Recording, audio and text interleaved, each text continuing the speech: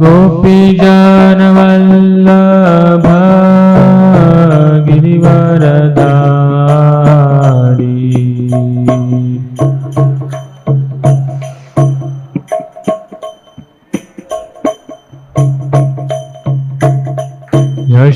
यशोदनन्दन व्रज जनरञ्जन।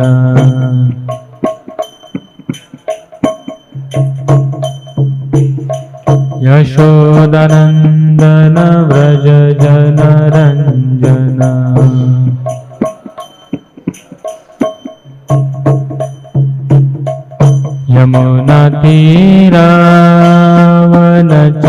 यमुनातीरावनचारी।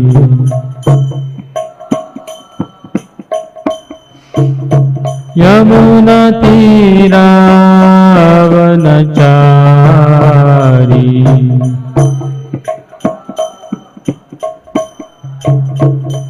जय राधा माधव कुंज बिहारी।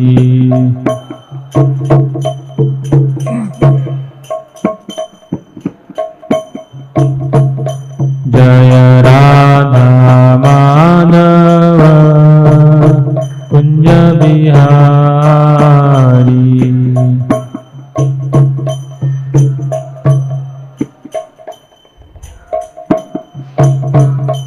हरे कृष्णा कृष्णा कृष्णा हरे हरे, हरे राम राम राम हरे हरे।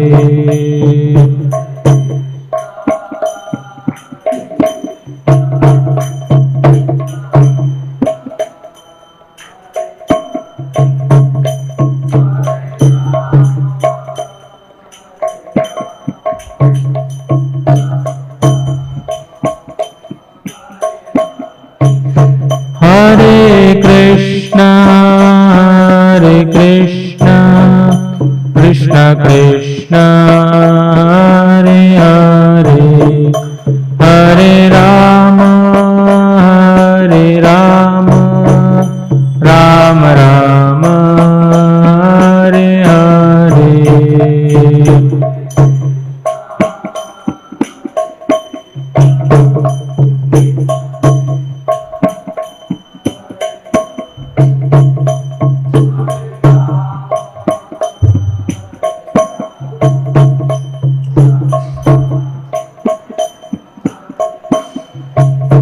हरे कृष्णा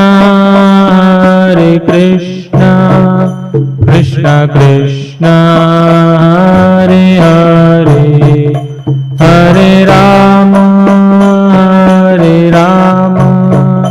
राम राम हरे हरे।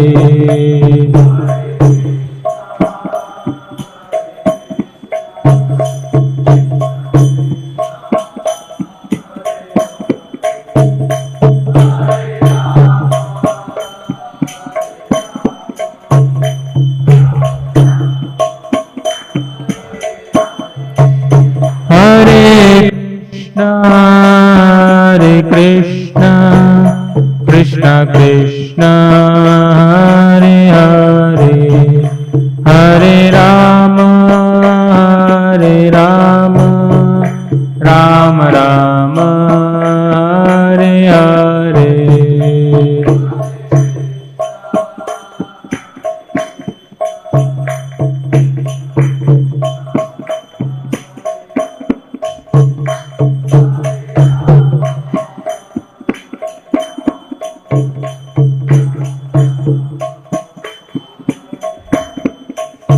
हरे कृष्णा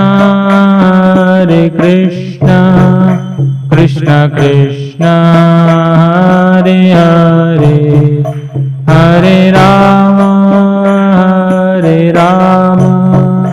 राम राम हरे हरे।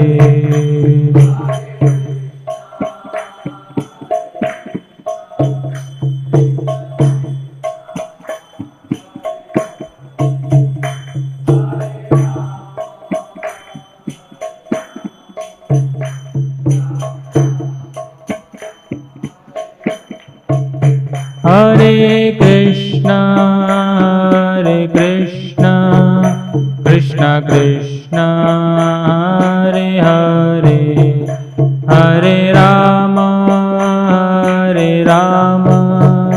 राम राम हरे हरे।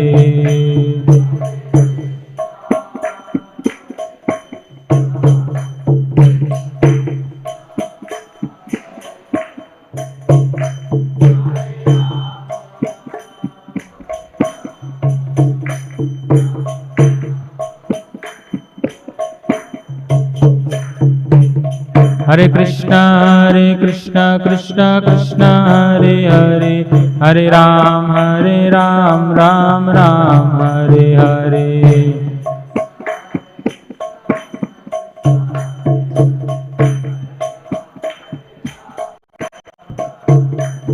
हरे कृष्णा कृष्ण कृष्ण हरे हरे हरे राम राम राम हरे हरे।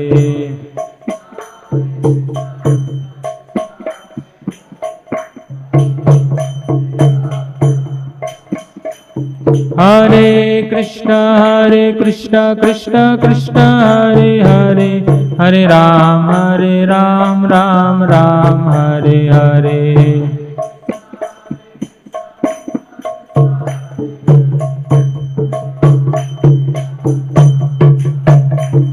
हरे कृष्णा कृष्ण कृष्ण हरे हरे हरे राम राम राम हरे हरे।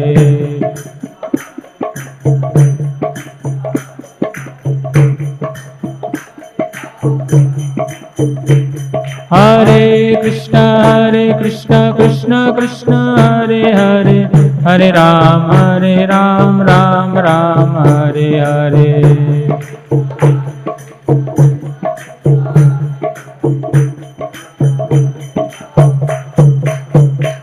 हरे कृष्णा कृष्ण कृष्ण हरे हरे हरे राम राम राम हरे हरे।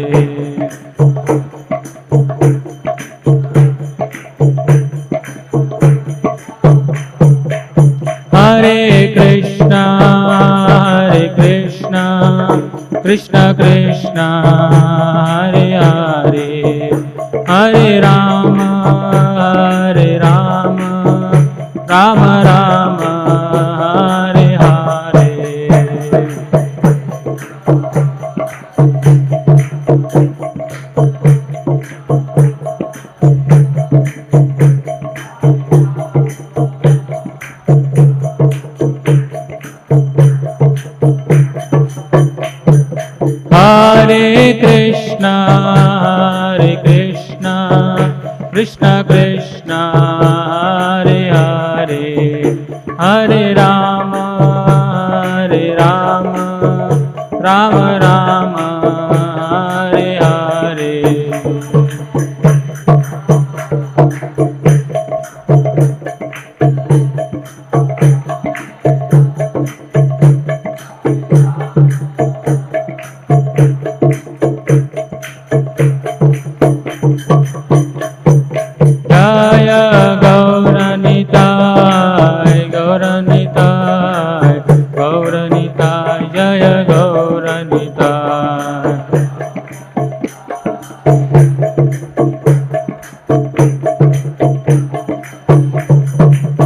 जय राधा कुंज बिहारी राधा कुंज बिहारी राधे।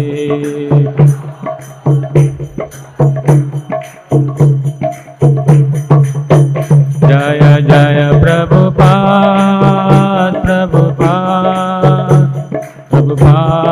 जय प्रभुपाद।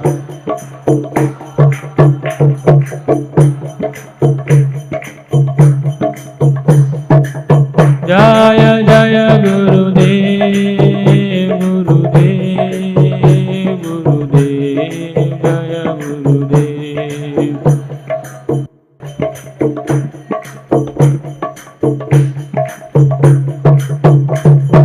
निताय गौर हरि बोल हरि बोल हरि बोल हरि बोल।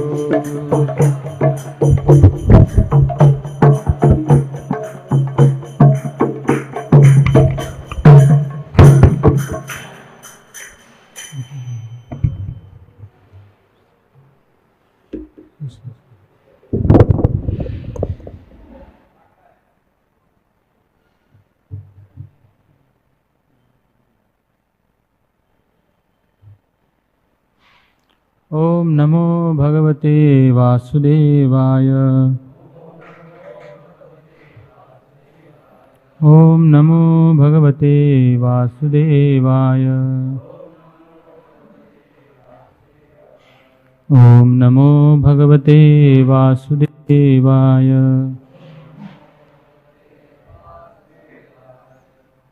नारायणं नमस्कृत्यं नरं चैव नरोत्तमं देवीं सरस्वतीं व्यासं ततो जयमुदीरयेत्। नष्टप्रायेषु भद्रेषु नित्यं भागवत सेवया भगवती उत्तमश्लोके भक्तिर्भवति नैष्ठिकी। कृष्णाय वासुदेवाय देवकीनन्दनाय च नन्दगोपकुमाराय गोविन्दाय नमो नमः। ॐ अज्ञानतिमिरान्धस्य ज्ञानाञ्जनशलाकया चक्षुरुन्मिलितं येन तस्मै श्रीगुरवे नमः। श्रीचैतन्यमनोभीष्टं स्थापितं येन भूतले स्वयं रूपः कदा मह्यं ददाति स्वपदान्तिकं। वन्देऽहं श्रीगुरुः श्रीयुतापदकमलं श्रीगुरून् वैष्णवांश्च श्रीरूपं साग्रजातं सहगण रघुनाथान्वितं तं सजीवं साद्वैतं सावधूतं परिजनसहितं कृष्णचैतन्यदेवं श्रीराधाकृष्णपादान् सहगण ललिता श्रीविशाखान्वितांश्च नमो विष्णुपादाय कृष्णपृष्ठाय भूतले श्रीमते भक्तिवेदांत स्वामिनिति नामिने। नमस्ते सारस्वते देवे गौरवाणी प्रचारिणे निर्विशेष शून्यवादी पाश्चात्यदेशतारिणे। नमो महावदन्याय कृष्णप्रेमप्रदायते कृष्णाय कृष्णचैतन्य नाम्ने गौरत्विषे नमः। हे कृष्ण करुणा सिन्धु दीनबन्धु जगत्पते गोपेश गोपिकाकान्त राधाकान्त नमोऽस्तुते। तप्तकाञ्चन गौराङ्गी राधे वृन्दावनेश्वरी वृषभानुसुते देवी प्रणमामि हरिप्रिये। वाञ्छाकल्पतरुभ्यश्च कृपासिन्धुभ्यैव च पतितानां पावनेभ्यो वैष्णवेभ्यो नमो नमः। जय श्री कृष्ण चैतन्य प्रभु नित्यानंद श्री अद्वैत गदाधर श्रीवासादि गौरभक्तवृंद। हरे कृष्णा कृष्णा कृष्णा हरे हरे हरे राम राम राम हरे हरे।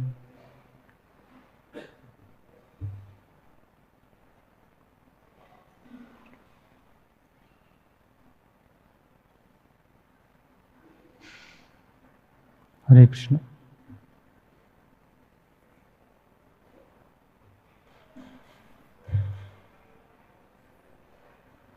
तो आज हम पढ़ रहे हैं 7वां स्कंद, पहला अध्याय, जिसका शीर्षक है समदर्शी भगवान। श्लोक संख्या 2 कृपया दोहराइए। न यस्यार्थ सुरगणै साक्षान्निःश्रेयसात्मनः नैवासुरेभ्यो विद्वेषो नोद्वेगश्चागुणस्य हि। न यस्यार्थः सुरगणैः साक्षान्निःश्रेयसात्मनः नैवासुरेभ्यो विद्वेषो नोद्वेगश्चागुणस्य हि। न यस्यार्थः सुरगणैः साक्षान्निःश्रेयसात्मनः नैवासुरेभ्यो विद्वेषो नोद्वेगश्चागुणस्य हि।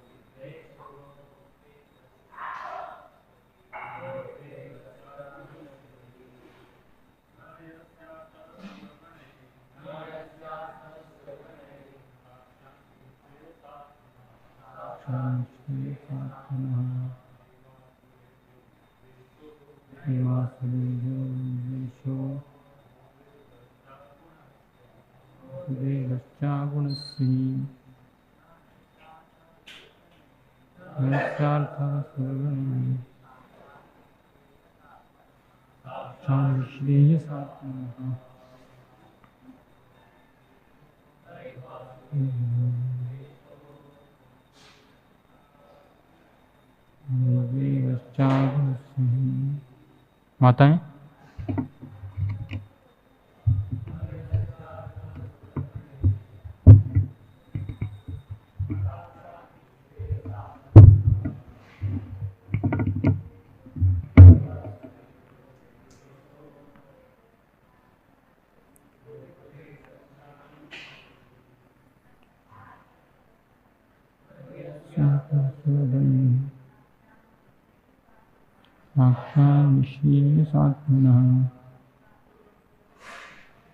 निवासुरेभ्यो विद्वेषो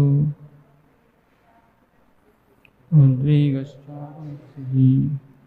शब्दार्थ न, नहीं, ही, निश्चय ही, अस्य, उनके, अर्थ, लाभ हित, सुरगणै, देवताओं के साथ, साक्षात, स्वयं, निश्रेयस, सर्वोच्च वरदान का, आत्मनः, जिसका स्वभाव, न, नहीं, एव, निश्चय ही, असुरेभ्यः, असुरों के लिए, विद्वेष, ईर्ष्या द्वेष, न, नहीं, उद्वेग, भय, च, तथा, अगुणस्य, भौतिक गुणों से रहित, ही, निश्चय ही।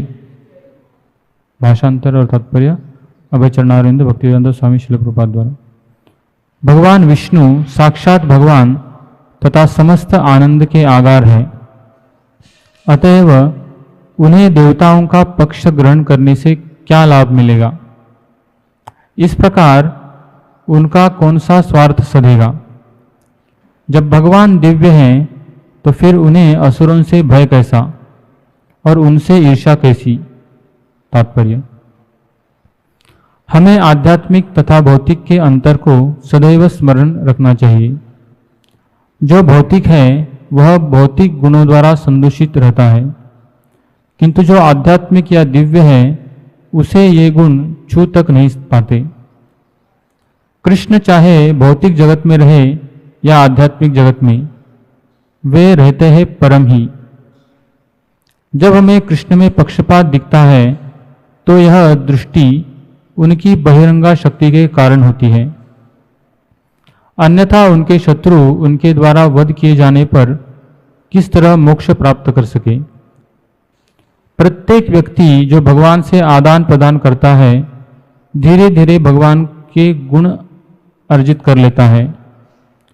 जो आध्यात्मिक चेतना में जितनी ही अधिक प्रगति कर लेता है वह भौतिक गुणों के द्वंद्व द्वैत से उतना ही कम प्रभावित होता है।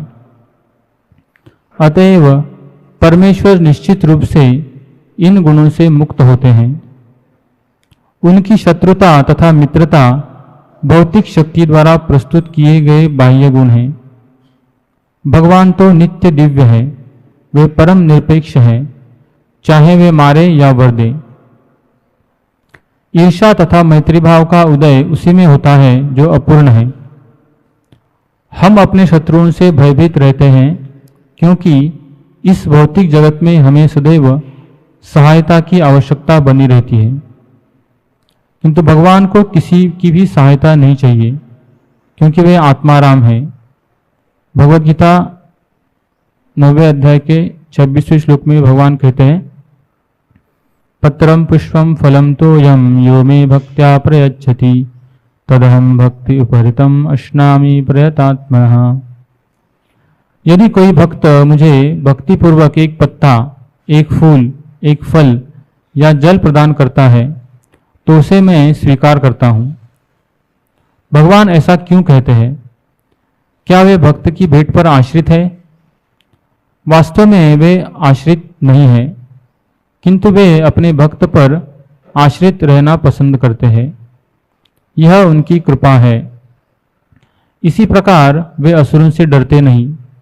अतएव भगवान द्वारा पक्षपात करने का कोई प्रश्न ही नहीं उठता। हरे कृष्ण।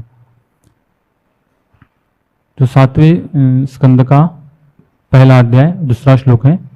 अध्याय का शीर्षक है समदर्शी भगवान। तो श्रीमद् भागवत के 10 विषय है।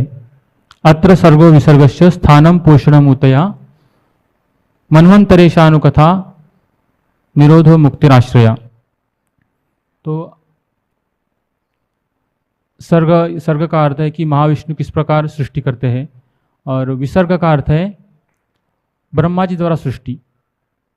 उसके बाद स्थानम मतलब सारे ग्रहों का स्थान, पोजीशन, प्लैनेटरी सिस्टम्स। और छठे स्कंद में पोषणम का विस्तृत वर्णन किया गया है, किस प्रकार भगवान रक्षा करते हैं, अजामिल की रक्षा करते हैं, इंद्र की रक्षा करते हैं, वृत्रासुर की, सबकी रक्षा करते हैं। और अभी इस स्कंद में ऊती का अर्थ है इंक्लिनेशन। इसे हिंदी में क्या कहते हैं पता नहीं। इंक्लिनेशन एक प्रकार का झुकाव। तो 2 प्रकार के ऊती है, एक है शुभ और दूसरी है अशुभ। तो ये ऊती, इसका उदय किस प्रकार होता है? अशुभ, जैसे हिरण्यकशिपु का जो क्रोध है, तो हिरण्यकशिपु पहले भगवान के द्वारपाल थे, जय और विजय। और जब 4 कुमार उनके द्वार पर आते हैं तो उनको अंदर जाने के लिए देते नहीं, इसलिए 4 कुमार गुस्सा हो जाते हैं।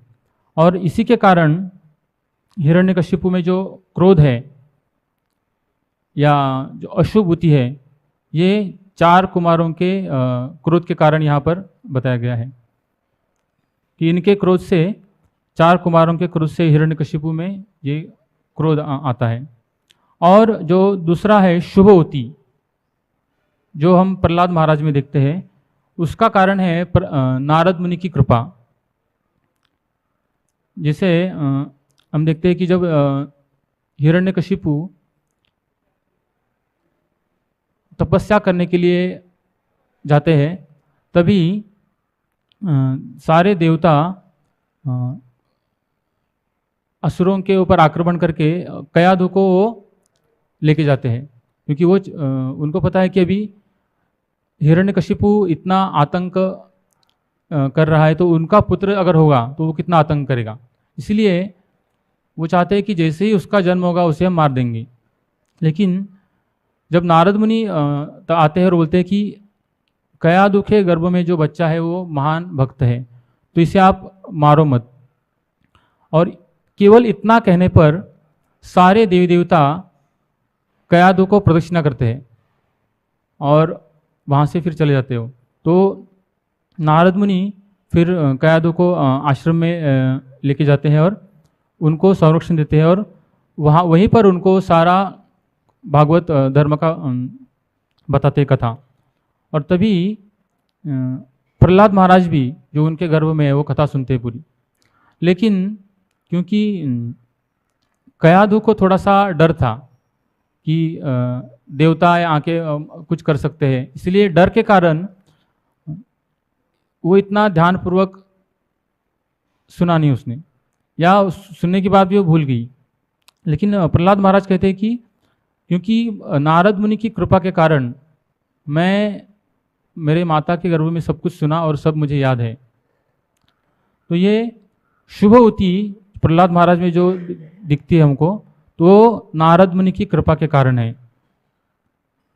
और ये 7वें स्कंद में जैसे नरोत्तम और नराधम, इन दोनों के बीच में कथा का वर्णन है। नरोत्तम प्रहलाद महाराज है और नराधम है हिरण्यकशिपु। तो इन दोनों के बीच में शुभ और अशुभूति, इनका वर्णन आता है। तो इसमें 7वें स्कंद में 15 अध्याय है। 15 में से 10 अध्यायों में प्रहलाद महाराज की लीला का वर्णन है, नरसिंह अवतार का। श्री गौर निताय की जय, श्री राधा कुंज बिहारी भगवान की जय। तो पहले 10 अध्यायों में प्रहलाद महाराज का वर्णन है और आखिरी 5 अध्यायों में मिश्र भक्ति, इसका वर्णन है। तो पहले 10 अध्यायों में शुद्ध भक्ति का वर्णन है। तो और यहाँ पर ये जो बता रहे कथा, ये नारद मुनि कथा बता रहे। एक संवाद के अंदर अलग संवाद आते हैं ऐसे। तो नारद मुनि अपने शिष्य के बारे में यहाँ बता रहे। तो 10 अध्यायों में शुद्ध भक्ति का वर्णन किया गया है। तो जब भगवान नरसिंहदेव अवतार लेते हैं और हिरण्यकशिपु को जब मारते हैं, तो भगवान कहते हैं कि जब मारने के बाद भगवान को शांत करने का प्रयास करते, लेकिन भगवान के सामने जाने के लिए सब डरते हैं। यहाँ तक कि श्री लक्ष्मी जी भी कहती कि मैंने ऐसा रूप कभी देखा नहीं है, इसलिए मैं सामने नहीं जा सकती।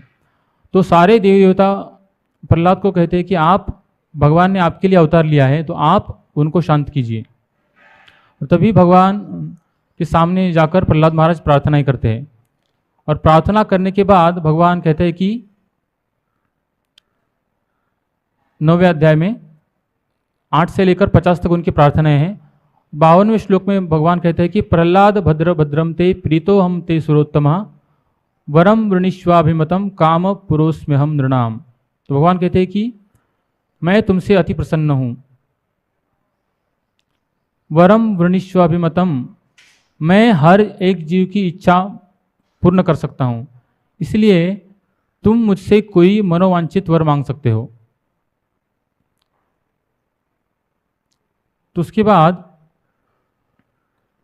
10वें अध्याय में नारद मुनि बताते हैं कि भगवान नरसिंहदेव अलग अलग प्रकार से प्रहलाद महाराज को प्रलोभन दे रहे हैं। तो लेकिन प्रहलाद महाराज क्या सोचते हैं, यहाँ पर बताया गया कि नारद मुनि ने आगे कहा, यद्यपि प्रहलाद महाराज बालक थे, किंतु जब उन्होंने नरसिंहदेव द्वारा दिए गए वरों को सुना तो उन्होंने इन्हें भक्ति के मार्ग में अवरोध समझा। तो मतलब बाधा समझा उनको, ये सब वर है।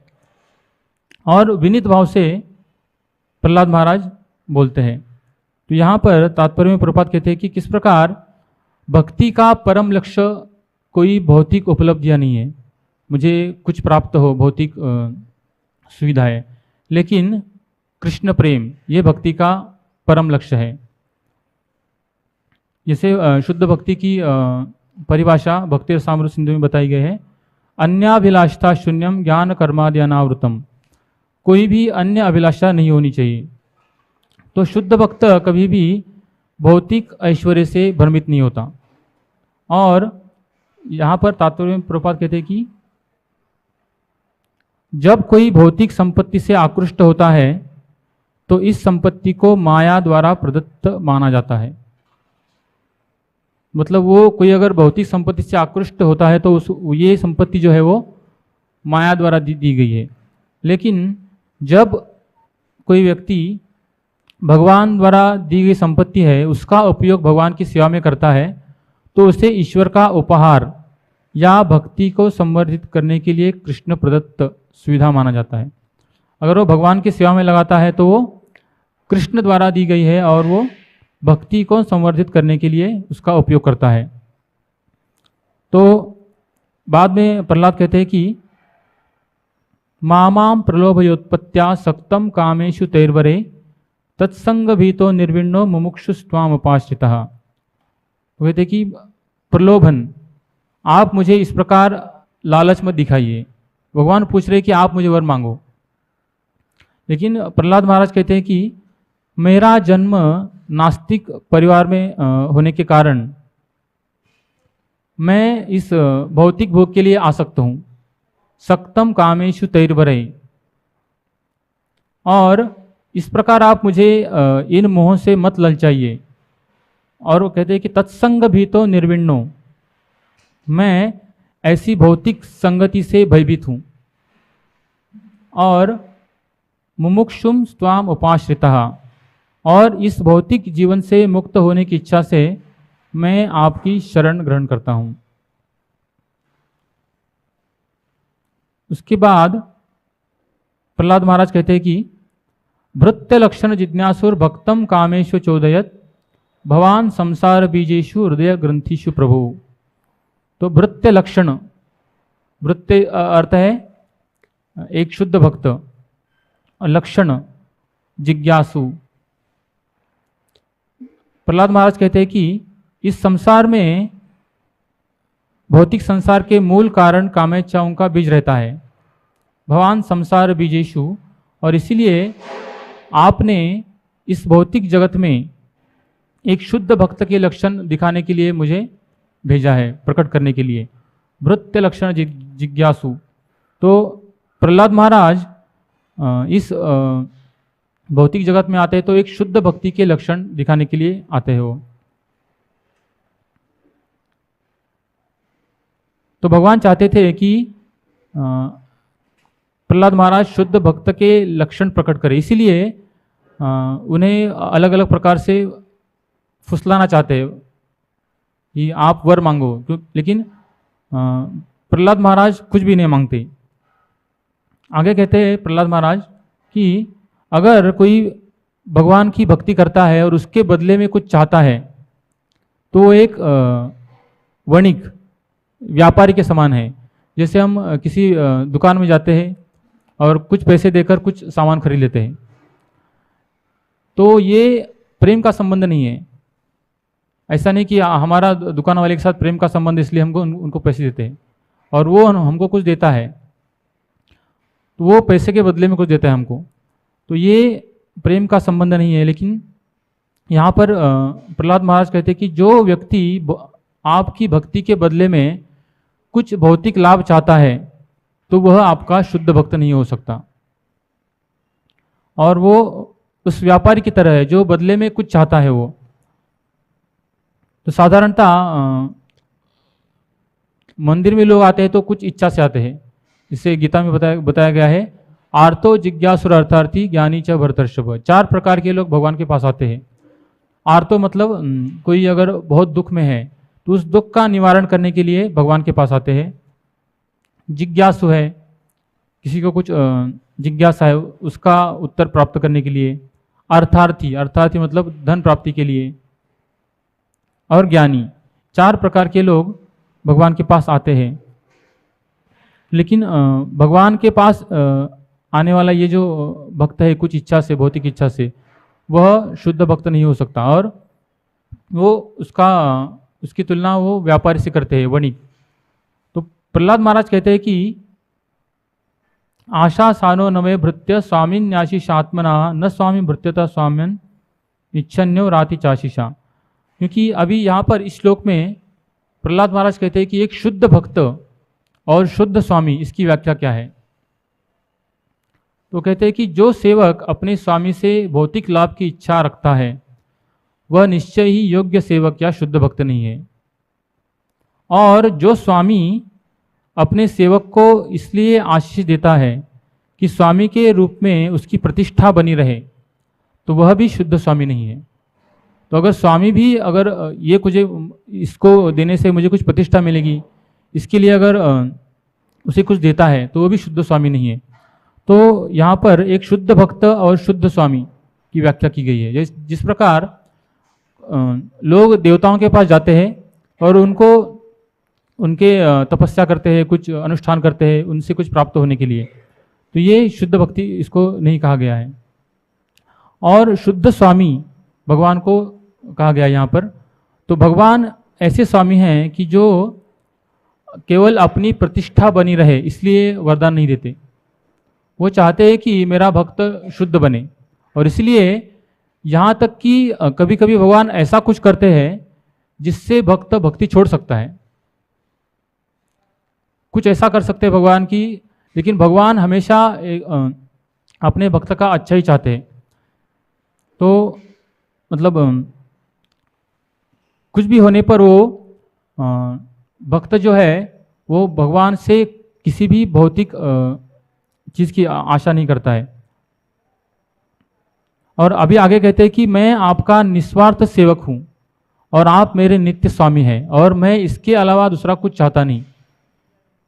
इसके अतिरिक्त मुझे आप स्वामी हैं और मैं सेवक हूँ, यही मुझे चाहिए आपसे, और हमारे बीच में दूसरा कोई संबंध नहीं है।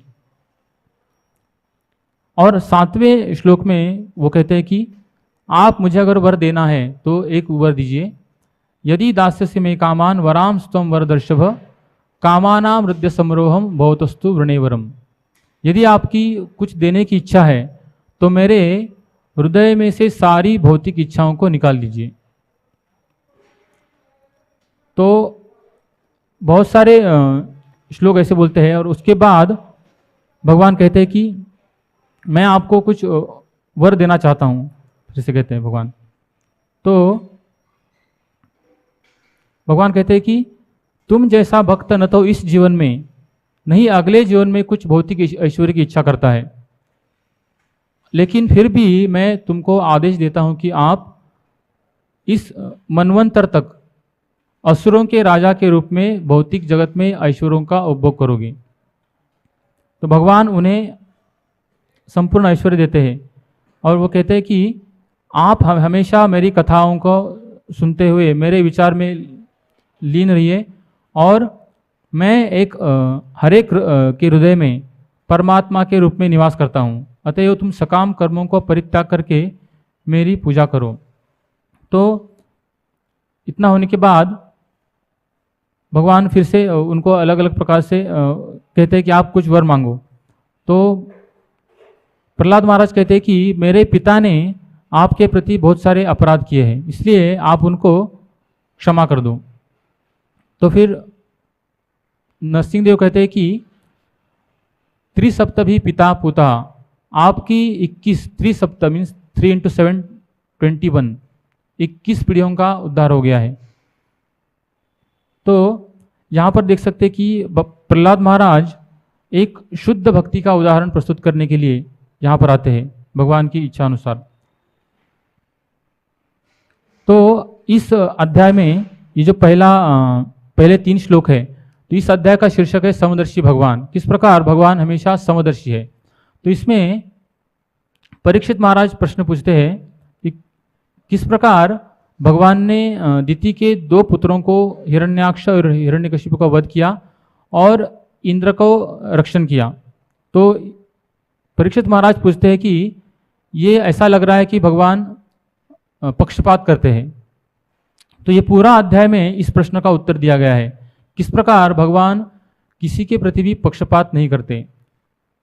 तो इस अध्याय में 4 प्रश्न पूछे गए हैं। तो पहला प्रश्न है कि दिति के पुत्रों का वध करने के बाद भगवान की जो ये समदर्शी है ये समझना मुश्किल है, तो इसके बारे में प्रश्न पूछ रहे हैं। तो दूसरा प्रश्न पूछते हैं युधिष्ठिर महाराज नारद मुनि को कि शिशुपाल इतना द्वेषी था, लेकिन फिर भी उसको भगवान ने मारने के बाद सभी लोगों ने देखा कि शिशुपाल भगवान के शरीर में विलीन हो गया, तो उसे ये मुक्ति कैसे प्राप्त हुई। दूसरा प्रश्न पूछते हैं। और तीसरा प्रश्न, जय और विजय को ये शाप क्यों मिला। और चौथा प्रश्न, हिरण्यकशिपु अपने पुत्र का इतना द्वेष क्यों करता था। तो कहते कहते वो कहते हैं कि हिरण्यकशिपु ने अपने पुत्र को जान से मारने का प्रयास किया, इतना उन्हें अलग अलग प्रकार से मारने का प्रयास किया। तो इतना अच्छा पुत्र होने पर भी हिरण्यकशिपु अपने पुत्र को क्यों मारना चाहते थे। तो ये प्रश्न पूछते हैं और इसके उत्तर में आगे फिर अगले अध्यायों का आरंभ होता है। तो इस श्लोक में कहा गया है कि भगवान किस प्रकार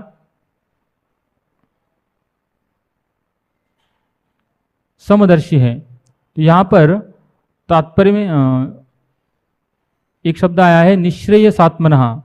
निःश्रेयस तो भगवान समस्त आनंद के आगार है। तो यहाँ पर कुछ उत्तर दे रहे कि भगवान समस्त आनंद के आगार है, तो किसी का पक्ष ग्रहण करके उनको क्या लाभ मिलेगा। तो जैसे प्रहलाद महाराज एक प्रार्थना में कहते हैं, नैवात्मना प्रभुरयम निजलाभ पूर्णो मानम जनाद विदुषा करुणो वृणीते यद्यज्जनो भगवते विदधीतमानम तच्चात्मने प्रतिमुखस्य यथा मुखश्री। तो यहाँ पर कहते हैं कि भगवान निजलाभ पूर्णो, भगवान अपने आप में पूर्ण है, उन्हें किसी की आवश्यकता नहीं है। लेकिन जब कोई भगवान की सेवा करता है, भगवान को कुछ अर्पण करता है, तो वो भगवान के लाभ के लिए नहीं है। यहाँ पर भी प्रभुपाद तात्पर्य में बताते हैं कि पत्रम पुष्पम फलम तोयम यो मे भक्त्या प्रयच्छति तदहम भक्ति उपरितम अश्नामी प्रयतात्मना। तो यहाँ पर भगवान कहते हैं कि कोई मुझे पत्ता, फूल, फल या पानी अर्पण करता है तो मैं स्वीकार करता हूँ। तो यहाँ पर भगवान कुछ मांग रहे हैं, तो भगवान को उसकी कुछ इच्छा नहीं है, लेकिन वो अगर हम कुछ भगवान को देते हैं तो हमें लाभ होता है। तो उसी तरह यहाँ पर कहा गया है कि भगवान निजलाभ पूर्णो, अपने आप में संपूर्ण है, लेकिन जब भी कोई चीज़ भगवान को दी जाती है, भगवान उनकी कृपा के कारण उसे स्वीकार करते हैं, और वो भगवान के लाभ के लिए नहीं है, लेकिन हमारे लाभ के लिए, हमारे हित के लिए है वो। क्योंकि भगवान किसी से कुछ सेवा चाहते नहीं है। तो यहाँ पर एक उदाहरण दिया गया है, जिस प्रकार हम आईने में देखकर अपने चेहरे को कुछ श्रृंगार करते हैं, तो उसी तरह जब हमारे चेहरे में कुछ श्रृंगार करते हैं तो अपने आप आईने में जो है उसे भी श्रृंगार दिखता है हमें। तो इसी तरह भगवान की सेवा करके हम भी संतुष्ट हो जाते हैं। तो यहाँ पर तात्पर्य में प्रभुपाद कहते हैं कि किस प्रकार भगवान हमेशा ग्लोरियस, भगवान हमेशा ही इज ऑलवेज ग्लोरियस। भगवान कोई भक्त उनका गुणगान करे या नहीं करे, भगवान के गुण हमेशा बढ़ते रहते हैं। लेकिन जब कोई भक्त भगवान का गुणगान करता है तो भक्त का भी गुणगान होता है, और वो भक्त के लाभ के लिए होता है। तो कोई यहाँ पर बताया गया है कि जब भगवान कहते हैं कि सर्वधर्मान परित्यज्य मामेकम शरणम व्रज, तो सारे धर्मों का त्याग करके मेरी शरण में आओ, तो कोई एक व्यक्ति सोच सकता है कि ये बहुत सब छोड़ने को बोल रहे हैं, मतलब बहुत बड़ा डिमांड, बहुत बड़ा कुछ मांग रहे हैं भगवान। लेकिन ये जो भगवान मांग रहे हैं उनके लाभ के लिए नहीं मांग रहे। तो उससे क्या होगा, अहम त्वाम सर्व पापेभ्यो मोक्षयिष्यामि मा शुचः। अगर सब कुछ त्याग कर अगर कोई भगवान की शरण ग्रहण करता है तो भगवान कहते हैं कि मैं उसे सारे दुखों से मुक्त करूंगा। तो ये केवल भक्त के लाभ के लिए है। तो यहाँ पर बताया गया किस प्रकार ये बलि महाराज जब वामनदेव आते हैं तो ऐसा लगता है कि भगवान आकर सारे तीनों लोक लेते हैं उनसे। तो ऐसा लगता है भगवान पक्षपात कर रहे हैं और उनसे लेकर राज्य इंद्र को देते हैं। या जब मोहिनी मूर्ति जब आती है, भगवान रूप में आते हैं, तो जो अमृत का कलश है केवल वो देवताओं को देते हैं और असुरों को नहीं देते हो।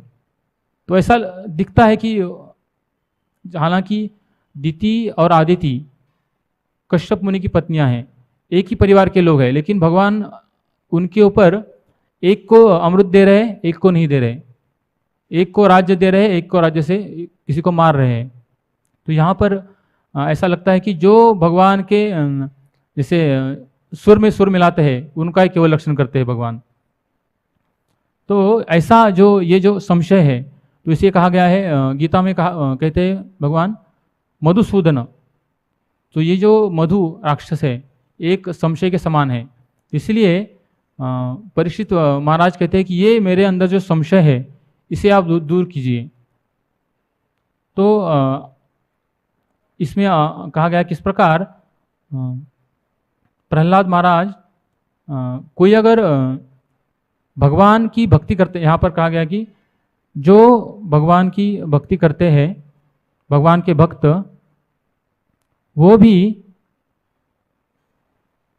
भगवान के गुण अर्जित कर लेते हैं और जितना अधिक आध्यात्मिक चेतना में प्रगति कर लेते हैं उतने ही वो भौतिक गुणों के द्वंद्व से प्रभावित नहीं होते। तो यहाँ पर देख सकते हैं प्रहलाद महाराज के चरित्र में कि किस प्रकार इतना कठिनाई होने पर भी कभी वो प्रभावित नहीं हुए। और यहाँ पर कोई जैसे प्रहलाद महाराज अपने पिता के लिए प्रार्थना कर रहे हैं, तो ये इतना मारने का प्रयास करने के बाद भी प्रहलाद महाराज अपने पिता के लिए प्रार्थना कर रहे हैं। तो ये भी एक समदर्शी देख सकते हैं हम कि भगवान भी समदर्शी है और उनके भक्त भी जितने अधिक प्रगति करते हैं वो कभी ये मेरा शत्रु है, ये मेरा मित्र है, इस प्रकार देखते नहीं है। और सारे जीवात्माओं को जिसे कहा गया है कि प्रिय आत्मेश्वर सुरत, भगवान सभी के लिए प्रिय है, आत्मेश्वर और सूरत है, सूरदम सर्वभूता नाम। तो ये प्रहलाद महाराज का जो चरित्र है चैतन्य महाप्रभु बार बार सुनते थे। जब गदाधर पंडित भागवत पढ़ते थे तो कहा गया है कि गदाधर पढ़े न सम्मुखे भागवत शुनिया प्रकाश्य प्रभु प्रेम भावयत। जब भी गदाधर पंडित श्रीमद् भागवत का गान करते थे तो चैतन्य महाप्रभु प्रेम भाव से वो सुनते थे। और इसमें से भी भागवत में भी प्रहलाद चरित्र आर ध्रुवेर चरित्र शतावृत्ति करिया शुनेन सावहित। तो प्रहलाद महाराज और ध्रुव महाराज का चरित्र, ये दो चरित्र कितनी बार? शतावृत्ति, 100 बार, बार बार सुनते थे वो कथाएं। तो यहाँ पर क्योंकि प्रहलाद महाराज शुद्ध भक्ति का लक्षण प्रकट करने के लिए इस भौतिक जगत में आते हैं, इसलिए महाप्रभु भी हमें सिखाते हैं कि किस प्रकार हमें भी ये कथा सुनने के लिए आतुर होना चाहिए। और अभी हम प्रहलाद महाराज से प्रार्थना कर सकते हैं कि ये कैसे, किस प्रकार शुद्ध भक्ति, किसी भी भौतिक लाभ की इच्छा के बिना भक्ति करनी चाहिए हमें, और किसी भी स्थिति में विचलित हुए बिना भक्ति करना है तो हम प्रहलाद महाराज से सीख सकते हैं। हम 5 साल के छोटे युवक बच्चे हैं, लेकिन किसी भी यहाँ पर आगे अध्याय में वर्णन आएगा किस प्रकार सारे तरीकों से मारने का प्रयास किया गया, लेकिन प्रहलाद महाराज किसी भी स्थिति में विचलित हुए बिना भगवान का स्मरण करते रहे। और उनकी जो श्रद्धा है भगवान के ऊपर, अटूट श्रद्धा, इसके लिए भी हम प्रार्थना कर सकते हैं। ग्रंथराज श्रीमद् भागवतम की, श्रील प्रभुपाद की जय।